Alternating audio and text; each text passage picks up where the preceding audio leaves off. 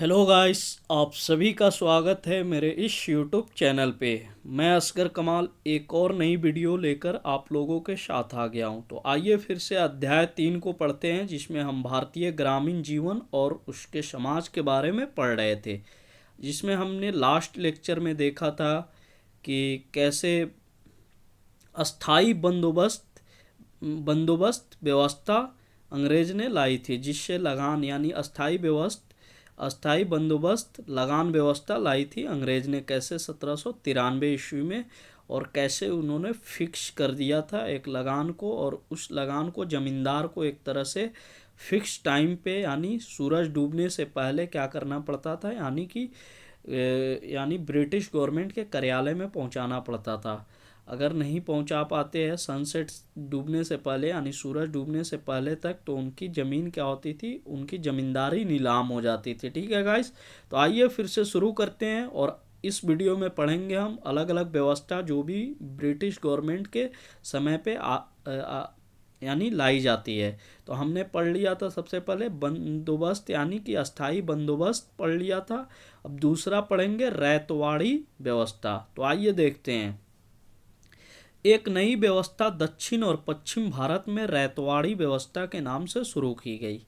इसमें किसानों के साथ सीधा करार किया गया। देखिएगा, इस वहाँ पे हमने देखा था कि कैसे लास्ट में प्रॉब्लम आ रहा था। लास्ट में दो तरफ दो लोग हो जाते हैं ब्रिटिश गवर्नमेंट के अधिकारी में, और दोनों में एक तरह से ये हो जाता है। एक बोलते हैं कि यह व्यवस्था जो फिक्स वाला है वो सही है, दूसरा क्या बोलता है कि ये व्यवस्था से ब्रिटिश गवर्नमेंट को नुकसान हो रहा है, क्योंकि फिक्स जो लगान कर दिया जा रहा है तो उसमें अपने पास मतलब यानी ब्रिटिश गवर्नमेंट के पास ये राइट्स नहीं था कि फिर से वो बढ़ा पाए मतलब लगान।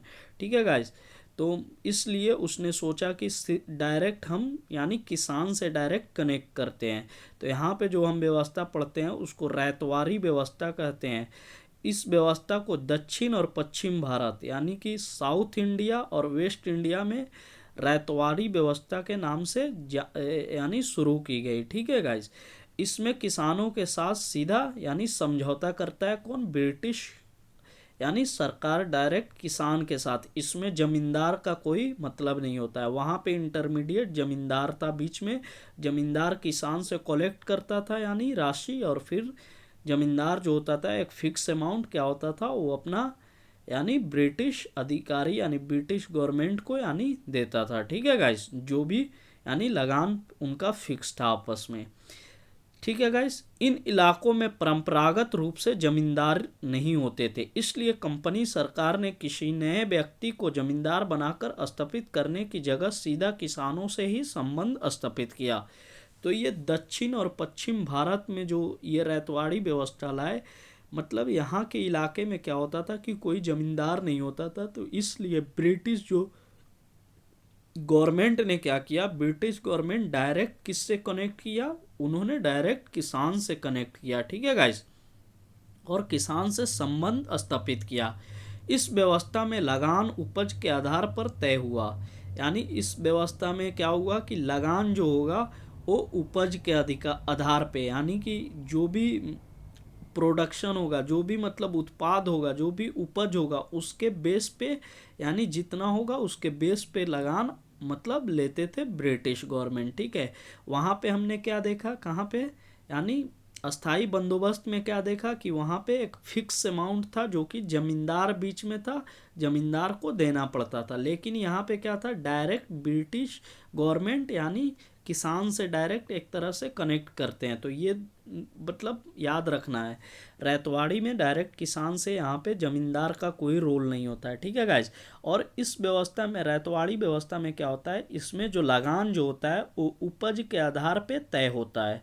पहले ज़मीन की गुणवत्ता देखी गई, यानी ज़मीन का गुणवत्ता देखी जाती है कि उस ज़मीन पे क्या चीज़ मतलब फसल हो सकती है या नहीं हो सकती है, या मतलब हो भी सकती है, नहीं भी हो सकती है, जिस तरीके का भी उसकी गुण है उस ज़मीन का, उस ज़मीन के आधार पे तय की जाती थी। फिर पिछले कुछ वर्षों की उपज का औसत निकाला गया, यानी पिछले मान लो किस 4 5 10 साल का मतलब एक टोटल कर कर उसे डिवाइड किया जाता था, एक औसत निकाला जाता था कि हर साल में कितना उपज हुई है, एक औसत एवरेज वैल्यू निकाला जाता था। ठीक है गाइज, उसमें किसानों की खेती पर होने वाले खर्च को काट कर जो बचता था उसमें क्या किया जाता था, जब एवरेज निकाला जाता था कि मान लो इतना इतना रुपया हुआ, मान लो 100 रुपया हुआ। ठीक है गाइस, एवरेज की हर साल में 100 रुपया का उपज हुआ किसान को, उसमें से खेती पर होने वाला खर्च मान लो 20 रुपया खर्च हुआ है खेती पे, तो उस 20 रुपया को काट कर जो 80 रुपया बचता था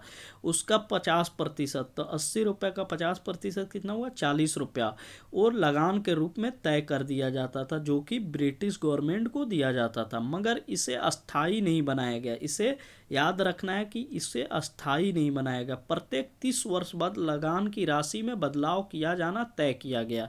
इस व्यवस्था में किसानों को जमीन का मालिक बनाया गया।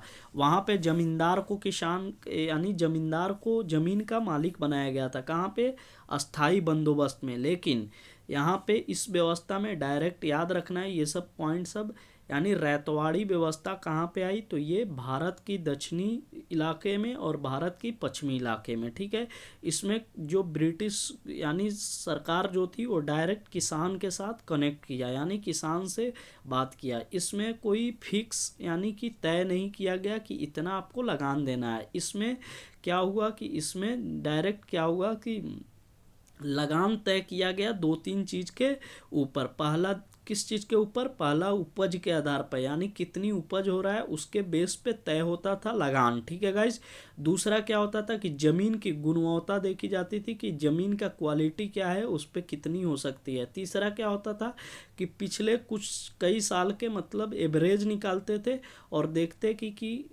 थे कि कितना मतलब उपज होती है। ठीक है गाइज, और चौथा क्या होता था कि जितना भी किसान का खर्च आ रहा है मतलब उतना उगाने में, अगर मान लो यानी 100 रुपए का कुछ उगा उस ज़मीन पे, तो उसमें कितना खर्च हुआ, मान लो 20 रुपया खर्च हुआ तो 80 रुपया बचा। 80 रुपया का 50% यानी जो भी बचता है, यानी काट छाट कर खर्च जो भी हुआ उसमें जो भी बचता है उसका 50% जो होता था वो लगान के रूप में किसे दिया जाता था, यानी ब्रिटिश गवर्नमेंट को पहुंचाया जाता था। और ये एक तरह से अस्थाई नहीं रखा गया, इसको हर एक 30 साल के बाद लगान के राशि में बदलाव किया जाना तय किया गया, यानी ब्रिटिश गवर्नमेंट के तरफ से। इस व्यवस्था में किसानों को ज़मीन का यानी मालिक बनाया गया। लेकिन अस्थाई बंदोबस्त में किसको मालिक बनाया गया था ज़मीन का, तो वहाँ पे यानी ज़मींदार को ज़मीन का मालिक बनाया गया था। ठीक है गाइस, तो ये कुछ डिफरेंसेस है। अगर पूछ दिया जाए कि अस्थाई बंदोबस्त और रैतवाड़ी में क्या क्या डिफरेंस है तो क्या बताइएगा। अस्थाई बंदोबस्त में क्या था कि इंटरमीडिएट यानी बीच में ज़मींदार था, यहाँ पे क्या होता है, ज़मींदार नहीं होता है। वहाँ पे जो था अस्थाई बंदोबस्त में ब्रिटिश गवर्नमेंट ज़मींदार से यानी एक तरह से फिक्स करते हैं कि कितना लगान देना है। यहाँ पे डायरेक्ट ब्रिटिश गवर्नमेंट क्या करते हैं कि किसान से यानी डायरेक्ट किसान से वो करते हैं फिक्स, किसान से बात करते हैं। और यहाँ पे क्या होता है कि फिक्स नहीं होता है, किसमें, रैतवाड़ी सिस्टम में फिक्स नहीं होता है। यहाँ पे तय होता है कि आपकी मतलब उपज कितना हो रहा है उसके आधार पे यानी तय होता था, ज़मीन की क्वालिटी देखकर तय होता था। फिर औसत निकाला जाता था और काट छाट कर जितना भी बचता था उसका 50% हिस्सा कहाँ जाता था, ब्रिटिश गवर्नमेंट के या ब्रिटिश गवर्नमेंट को जाता था, जो कि यानी किसके रूप में, वो लगान के रूप में। और इसे अस्थाई नहीं बनाया गया, उसको अस्थाई बनाया गया था, किसको, अस्थाई बंदोबस्त को, इसलिए उसको अस्थाई बंदोबस्त बोलते थे। इसको क्या बनाया गया था, इसको हर 30 साल के बाद मतलब राशि बढ़ाया जाएगा इसमें बोला गया था।